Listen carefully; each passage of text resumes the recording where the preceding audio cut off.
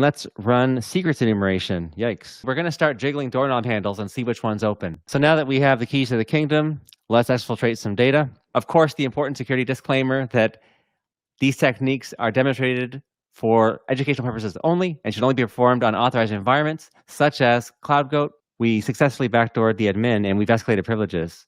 Wow. So I'm copying this, pasting it into my notes. That was a legit wow, okay. It's wild to be on this side of the keyboard able to do this. Hey, what's up? It's Steve here. I'm a GRC professional, and I'm taking an Intro to Pentesting course by Tyler Ramsbey. It's focused on AWS. I'll walk you through one of the capstone challenges today, and not just share some insights on how to think like a threat actor in a way where as a GRC professional, you'll be able to ask better what could go wrong questions, but also bring a little GRC perspective to the walkthrough. I mean, other students have done them too, and they're great. It's a great course. I want to take a look at the exploits from the lens of cybersecurity framework because I love NIST, okay? And also MITRE ATT&CK framework. I'm also going to turn on some native tools to AWS that aren't in the course to a little bit understand why this company being attacked was vulnerable, like from a control compliance check before it happens, and then also forensically take a look at what happened and what went wrong and how hardened controls could have helped there. All right, so stick around if that sounds interesting, and let's get right into it. So as you can see here, I've got Kali running on the right at a VirtualBox, and I've got my instructions on the left in my blog. If you need help setting up Kali for the first time, there's lots of great resources you can follow out there. Just leave a comment, and I can connect you with that. This scenario is about AWS Elastic Beanstalk. If you haven't heard about that, it's a capability in AWS that some big companies use and probably some medium and small companies as well. And Tyler has real experience working in the field as a pen tester, finding vulnerable like misconfigurations in those environments that could quickly cascade into complete account compromise. So this is a kind of an important, timely, real-world vulnerability for us to be familiar with in GRC. All right, so I talked about those things. At the beginning here, there's just some prerequisites. So I've got an AWS account. I spun up a new one on a free tier because I didn't want it mixed with anything production. VirtualBox, Notion for note-taking. So I've got that over here. I'm more of an Obsidian person myself, but a really handy thing about a free Notion account here was it's syncing between my VirtualBox, like simulated my hacking environment, and my regular desktop. So I could share these notes between, and that was a helpful feature that was free of being cloud synced that Obsidian doesn't have. You'd have to pay for a cloud sync. I run it locally. All right, FlameShot was cool. I'd never used it before for screenshots. And then Pacu, the AWS Exploitation framework, a really cool tool to automate and speed up enumeration and exploitation, which you're going to see. CloudGoat I've installed. And one thing I need to do right away is get the Beanstalk secrets scenarios going. So let's spin that up.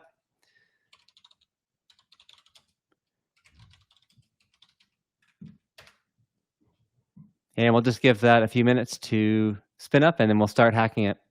All right, the scenario is now ready. We can see that 24 resources have been added, and we got some initial low privilege credentials that we can grab and put into our notes. Before we try signing in with those, let's take a look at more context for the scenario. Of course, the important security disclaimer that these techniques are demonstrated for educational purposes only and should only be performed on authorized environments, such as CloudGoat. We get some context on this Elastic Beanstalk scenario from Rhino Security Labs here.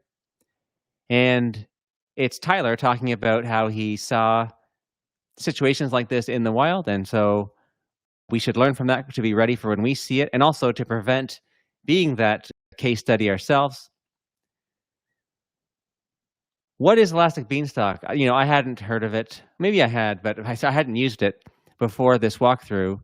It's a platform that simplifies deploying and scaling web applications. So a real example of it is AFG has Tronix, a dealer management system. So think of probably an international dealership, and they've got sensitive financial data, customer information, and vehicle inventory to track and manage across multiple dealership locations. And they chose this Elastic Beanstalk service because it automatically handles the web application infrastructure, load balancing, and scaling as dealer traffic fluctuates throughout the day.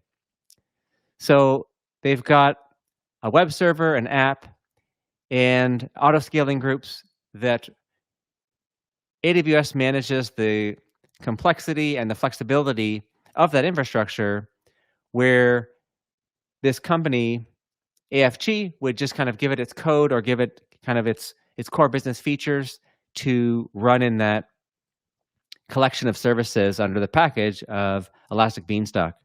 Certainly, the name Elastic implies the flexibility of auto-scaling and load balancing. And then Beanstalk implies that, it's for your company as you want to grow it up into the clouds, right, of growth and scaling. There's a little bit on the attack chain here. I think let's go ahead and do it and see how that unfolds as opposed to unpacking it fully now. But generally, we're going to start jiggling doorknob handles and see which one's open. And we're going to enumerate and do some reconnaissance of what's exposed to these credentials and how can those things be exploited to get a foothold and escalate privileges. Okay. Oh, before we do, I want to turn on these features I told you about. So I'm going to head over to the AWS console. I'll see you there. So here we are in the console. Let's start by turning on Security Hub. And we'll pick which security standards we want to benchmark our current state against.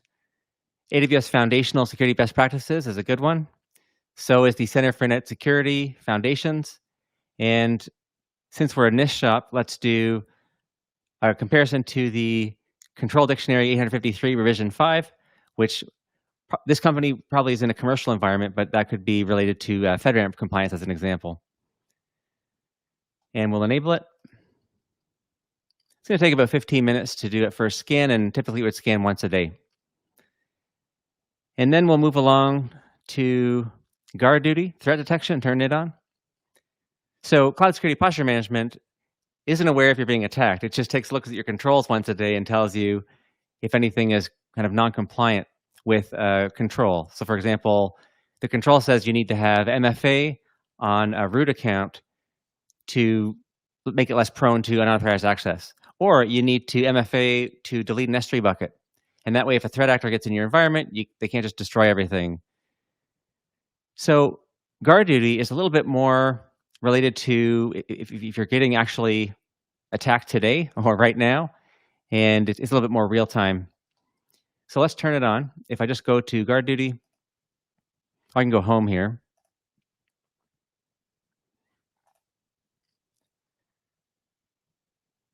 And we'll just turn it on.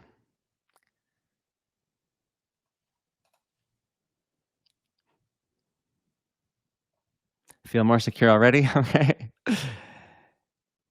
And then VPC Flow Logs. So these will capture the network traffic from our Kali machine attacking AWS APIs, show the timing and volume of connections during the attack. So I'll type in VPC, or I can maybe be able to see it here.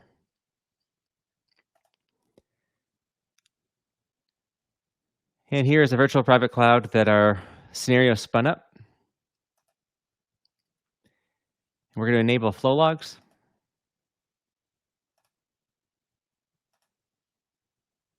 We'll give it a name.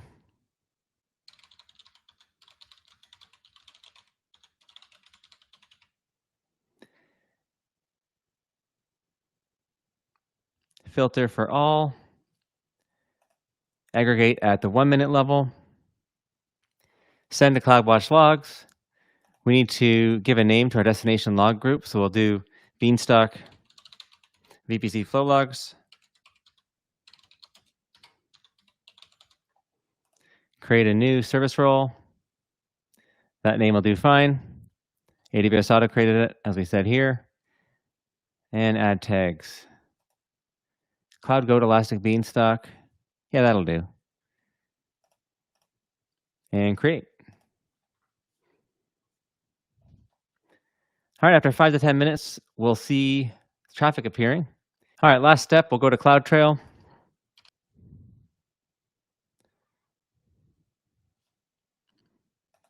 And under trails, we see the default one here, management events. And if we go down to insight events, turn it on, and turn on these two insight types. So we're now ready to get started with privilege escalation. So that's kind of the essence of the walkthrough we're going to do. Let's check in on Cloud Security Posture Management and see if the scan is complete. And if we're still getting a score of 82% here, like I had with this previous scan.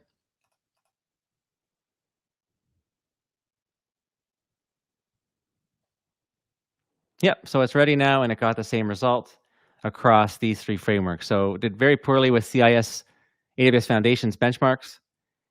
It did better, so 17%, 29 failed, 7 passed. NIST Special Pub 853, whatever of the 1,000 controls it tested, I guess it was about 282 of them. It got an 86% pass, and AWS Foundational Security Best Practices got an 88% pass. So what happened, or what does this scan think is deficient? Well, we've got 2 criticals and 5 highs across some control families of identity and access management, logging and monitoring, network security, and data protection. You can get a PDF with all the details, which is really nice. Map to control. So all of those deficiencies by control ID that you can roll up into CSF profile assessment, or like we see here in our kind of our posture by family dashboard. Looking into a couple of details, right? So that critical was because AWS config was not enabled. I don't have that snapshot in that baseline to be able to compare against and see if there's config drift, or worse, if there's misconfiguration, like maliciously, okay? Also, it should have MFA enabled for the root user. I have a soft token for this kind of lab account, which isn't as comfortable with authentication as I can go, although it is pretty decent. Next, VPC security groups should not allow inbound or outbound traffic. So we're going to be exposed to the outside, and it's externally exposed, meaning that my Kali Linux box can ping it and maybe find a way in, and a number of other issues. All right, so let's get started. We got those initial credentials when the scenario spun up. Let's use those to sign in. And I'll copy the access key and head over to my terminal.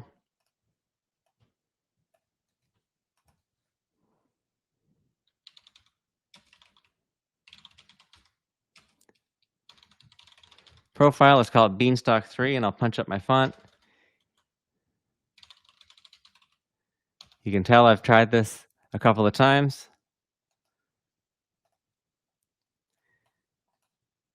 And the secret key.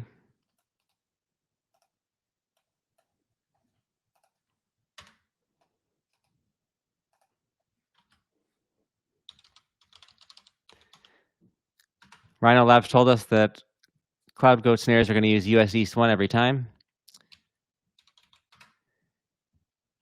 And now let's see who we are with that access key ID and secret access key. So we don't type in who am I like we would in Linux. We type in AWS STS get caller identity.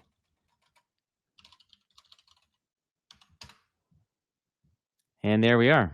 So we basically verified our identity. So we'll drop that into our notes.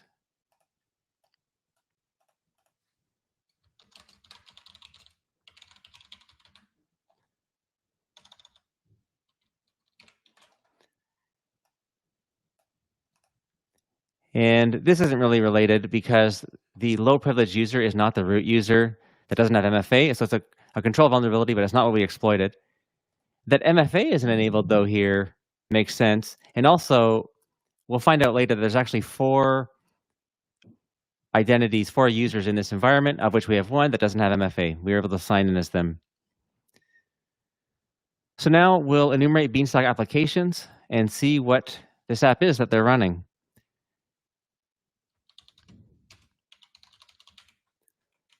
describe applications, profile the latest one, Beanstalk 3. And that is the name of the app right there. So CloudGoat IDZNZRODN59K app. So I'll just put that application name in our notes and we can move on. Right now we're enumerating.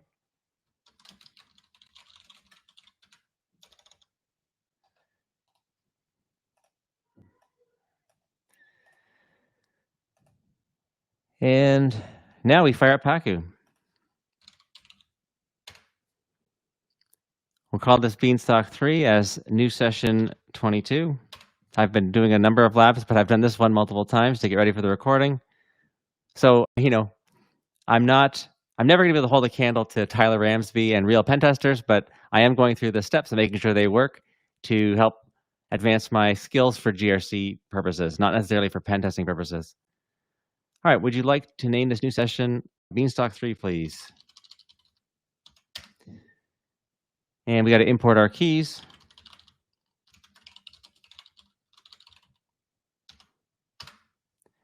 And we're ready to run some enumeration capabilities. If I go to list, I can see that in the enumeration skills area, Pacu can enumerate Elastic Beanstalk, so that's perfect.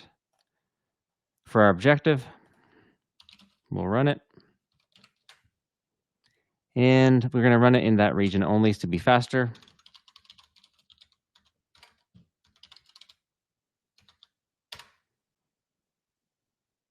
And we found keys. So there's a secondary user here with hard-coded credentials in the environment. So we can grab that to move laterally, put that in our notes.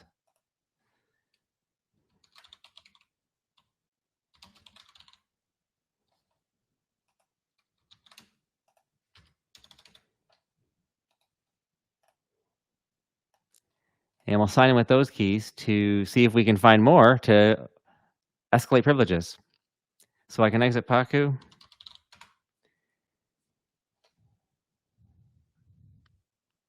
What do we find here? So AWS config not enabled. Fine, we'd already talked about that. Managed platform updates not enabled. So I'm not clear if Pacu exploited a vulnerability in the configuration, but I am clear that we had access to this from the outside, right? So these secrets shouldn't have been discoverable to the outside world, and they shouldn't have been hard-coded. They should have been in like key management service.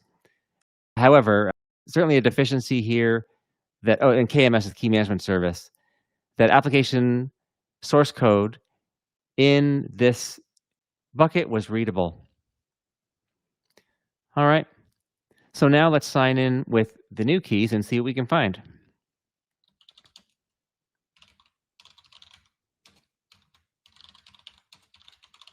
Call it Beanstalk 4. And I think I AWS configure. Okay, that worked. Put in our new access key. Oops, missed a character.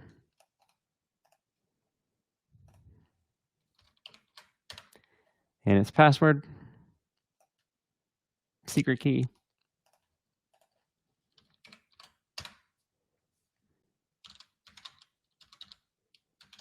US East 1 and JSON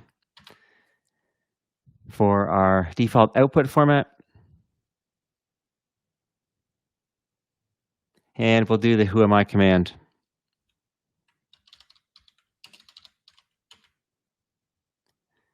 We have Beanstalk 3, yeah. No, Beanstalk 4. Secondary user. All right, that's who we are. So I'll put that into our notes.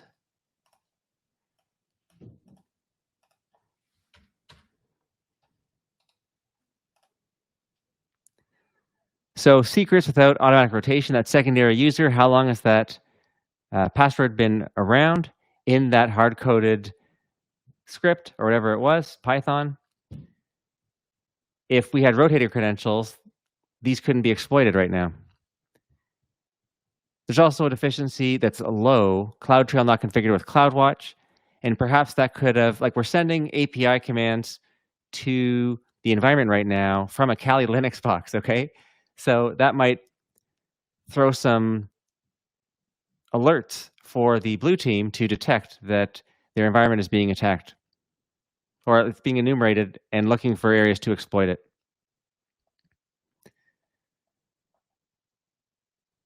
All right, so we're going to go into Pacu now and create a new session, Beanstalk 4.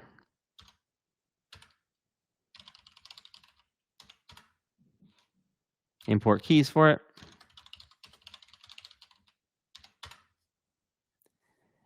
And what are we going to do? We're going to scan for opportunities to escalate privileges. So if I go to list,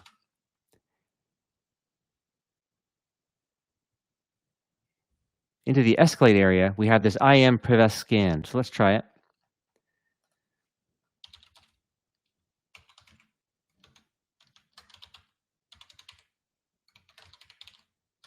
And we're going to go in scan only mode so as to not make too much noise that would trigger an alarm. So I've got a difference here between what I'm seeing in my notes from when I did it last time. It's saying we didn't find permissions. Do you want to run and enumerate permissions to get the right ones? Sure.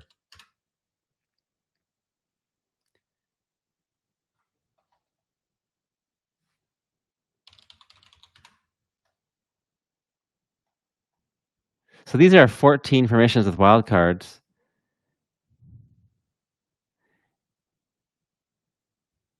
Is create access key in there? Yeah, there it is. Create access key is wildcard. Okay. So we can use this to backdoor an admin user. So let's find some users and attempt it. So we'll do run IAM.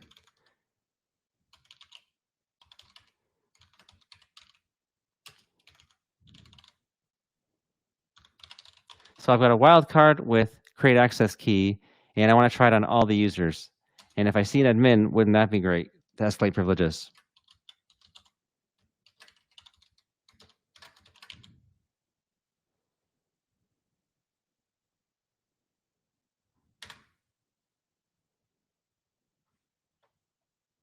Is there a specific user you want to target? They must not already have 2 sets of access keys created for their user. Enter their username now, or just enter to enumerate users and view a list of options.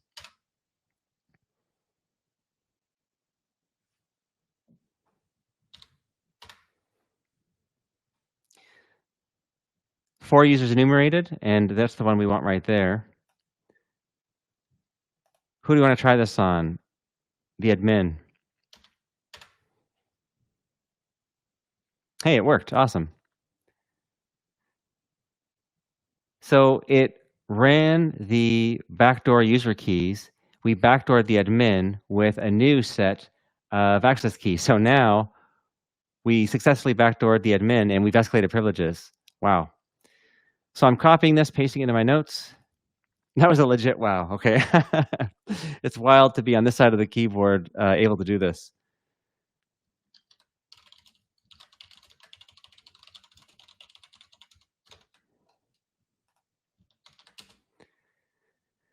Okay, I always spell privileges wrong. Here we go.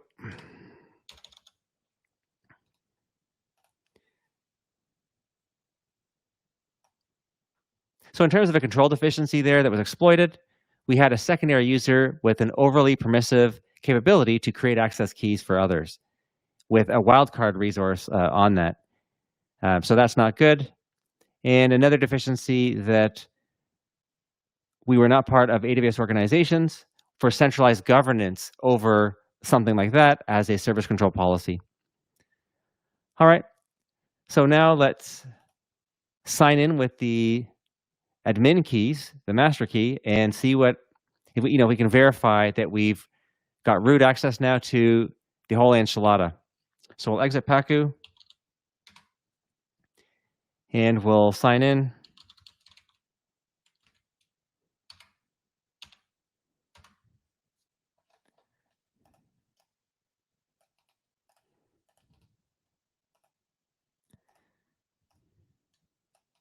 And here's our secret key. We're almost in.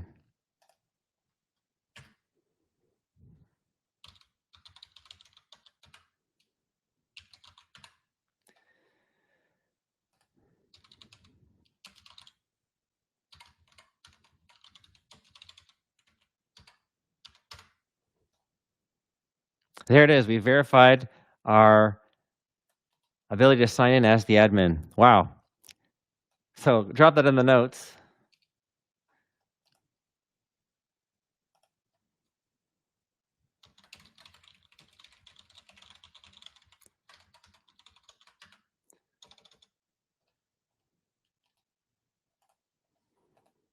All right. So now that we have the keys to the kingdom, let's exfiltrate some data. Phase 6, retrieve secrets from AWS Secrets Manager. So we'll go back to Pacu and import those keys.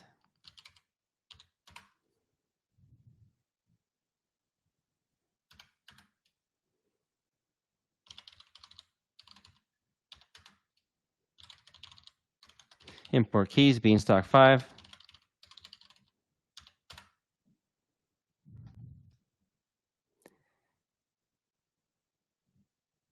And let's run secrets enumeration. Yikes.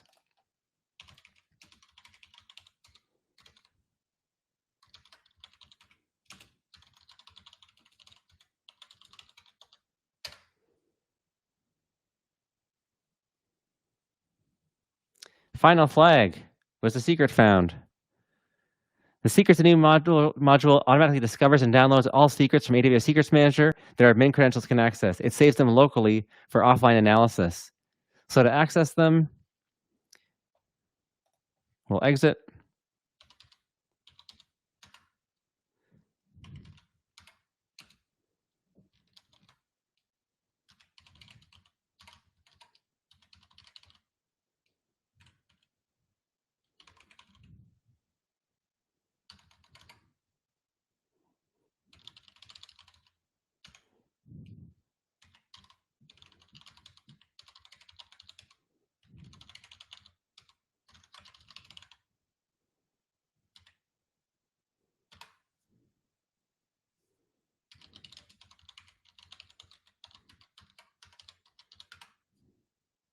Boom. There's our final flag.